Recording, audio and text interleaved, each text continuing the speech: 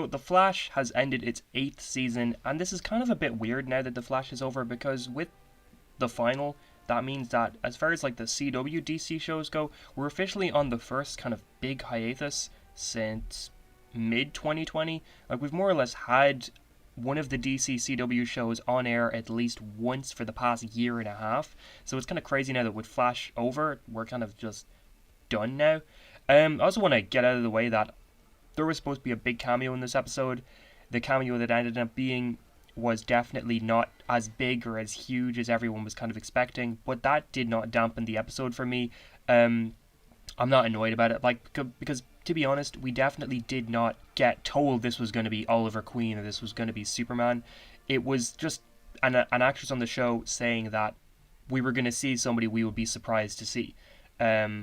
And while, yeah, it would have been so awesome to see Oliver Queen, especially since with this episode, The Flash has surpassed Arrow to have the most episodes in the Arrowverse. Like, Arrow ended on episode 170, this episode of The Flash was 171. So it would have been kind of awesome to connect everything by having Oliver appear in the first episode that The Flash surpasses Arrow, but that did not dampen the episode for me. The cameo ended up being Damien Darhk, and honestly, I was surprised it was Damien Darhk. That was something that I did not expect to see at all. I did not anticipate that Damien Darhk would be in this episode. I genuinely thought after Armageddon we were kind of done with Damien Darhk. We'd probably never see him in the Arrowverse or in these shows again. So to see him was a huge surprise for me. So yeah, I mean, I guess as far as cameos go, they were right. This was a surprising cameo for me anyway, because I never thought Damien Darhk was a possibility, and I also never saw anybody suggest that it could be Damien Darhk. So it kind of was an out of left field cameo, and so it was kind of just nice to see Neil McDonough again. Him acting alongside Candice Patton as Iris was a very unusual dynamic and a very unusual kind of pairing, but I thought it really worked. I would have liked to have seen him interact with Barry or really any of the other characters on the show. Seeing him interact with Thawne would have been great, but I'm not annoyed over that. I think that he really worked in the episode, and I think that him alongside Candice Patton had some really good solid scenes. I also like how Damien's basically a hero now in the Arrowverse or in these shows.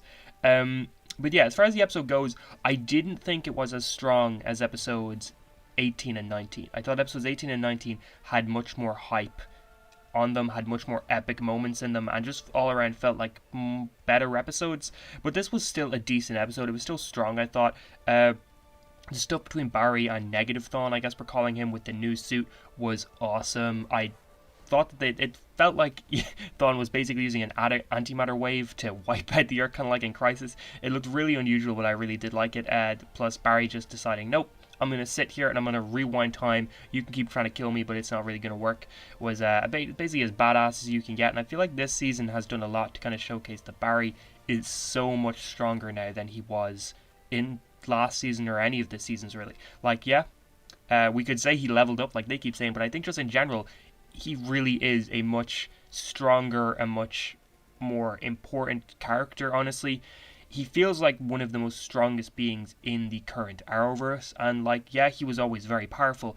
I think this is the first time we can say he's probably the strongest hero out there now. Like, in terms of just sheer power and sheer abilities, and what he can do is awesome. Also, it was a really, really, really dangerous choice for them to bring back the actual Speed Force family, considering that they are, in my opinion, part of the worst arc in the Arrowverse. I think that their episodes in season 7 is as bottom of the barrel as the Arrowverse has gone, in terms of like writing, in terms of everything. So it was very, very, very dangerous for them to decide to bring them all back for the first time since that arc. But honestly, it worked here. They were very briefly in the episode. I thought Bashir was great, the actual Bashir, not the negative Bashir. But seeing them all was actually kind of a hype moment for me. And them throwing their powers into Barry was really well done. And I thought that while it could have easily ruined the episode by bringing back characters that a lot of us really don't like, but it worked very well. And I think that they played it off really well. Thawne's new costume looks great. This was spoiled months ago in set photos, unfortunately, so it wasn't really kind of a oh my god, look at that sort of moment for me. Which kind of always happens when they shoot outside, but I still really liked it. And I know that a lot of people are probably a little annoyed that like Jay Garrick, Bart, Nora, and Mina weren't really involved in the final fight all that much. Kind of like how last season in the final we had all the speedsters help out I think this time around it worked because this was a personal battle for Barry. Last season he was just fighting the Godspeeds. You kind of needed a load of people there because there were so many Godspeeds. But I think that this being such a personal battle, and this sort of being the cap on hopefully the Harrison Wells version of Eobard Thawne, I think it's only natural that it was Barry who was there, who faced it, who was on the front lines, and who was, the one to stop Thawne. So for that reason alone, I'm not annoyed that the other speedsters weren't really involved. Jay Garrick was more or less an afterthought in this episode. For me personally, I felt that Bart, Nora, and Mina at least all had specific roles to play. Jay, I didn't think had much of a role. Like, Iris would have gotten out of the time stone anyway without Jay Garrick's help. She was already doing it herself. Jay just kind of showed up just so that he could be there, sort of thing. So honestly, I think you could remove Jay from the episode and nothing would have changed. So I would have liked him to get something more specific to do. Same with, honestly, Joe. I think we needed to see Joe's reaction to what was happening with Iris. But I feel especially since Joe is leaving the show as a regular now, he's going to be in season 9 a little bit, but not near as much as he was this season, which is kind of weird because he even hasn't been in this season much. But I feel like, considering Joe is leaving the show now, more or less, he should have gotten more to do this episode. He should have gotten more to do this whole season than he has. Because I feel like him and Jay Garrick were the two characters that were very much like an afterthought in this episode. Another thing that I'm a little kind of worried about where they're going is taking Mina out of the show already. I'm hoping that she is still going to be a big part of the show. Plus, I feel like she has to be. That costume they made for her, it looks fantastic. Like, it looks much better than a lot of the other costumes on the show. So I don't think you'd make that costume and then not really use it after 2 episodes. So I've my fingers crossed that she's going to be a big part of the show still next season, because she brought kind of this new feeling to the show that I haven't felt in a while. And I just feel like in general she was a really good addition and she was playing off of everybody very well. And I think that we could use more characters like her next season as well. But I'm hoping she still sticks around in sort of a big way. Even if it's not speedster related stuff, even if she's just there for kind of the scientific element and the technological element, I'd be hyped for it. One thing as well that I wasn't crazy about this episode, I'm going to try not to be too negative because I did enjoy the episode, but I felt the final 5 minutes felt very tacked on and felt very, not the end with Barry and Iris and then the tease for the villain next year. I thought that was really good. It was also just really great to see Grant Gustin and Candice Pan actually have a scene together. In fact, they just have not had a nice scene together at all this season, or at least not since the early parts of the season.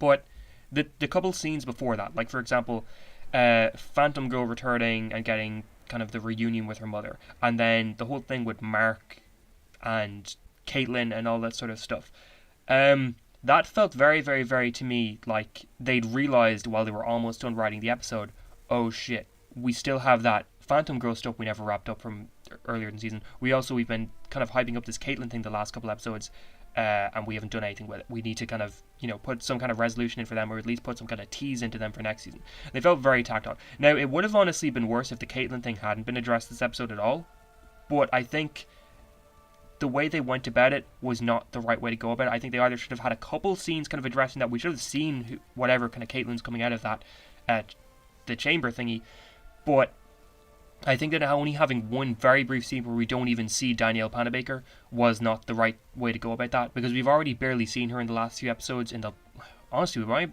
honestly barely seen her in the last half a season, since the Death Storm arc wrapped up.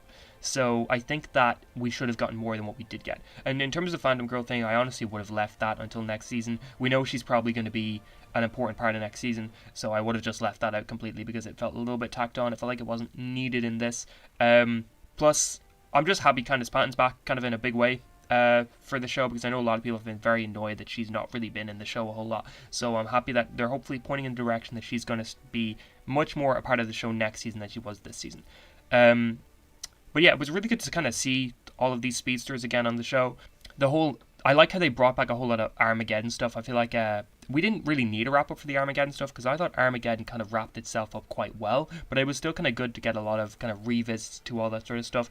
Overall, I thought it was a very strong episode, just not quite as good as the last 2 episodes, but it was a good cap off to this arc. There's a couple issues here or there, but I'm excited to see where the show goes in Season 9. I'm also just happy the show ended the season strong. Like, it started the season strong and it ended the season strong, which feels like something that Flash sometimes struggles with, where I love this best episodes come kind of around the middle part of the season, so I'm hyped they did that this season.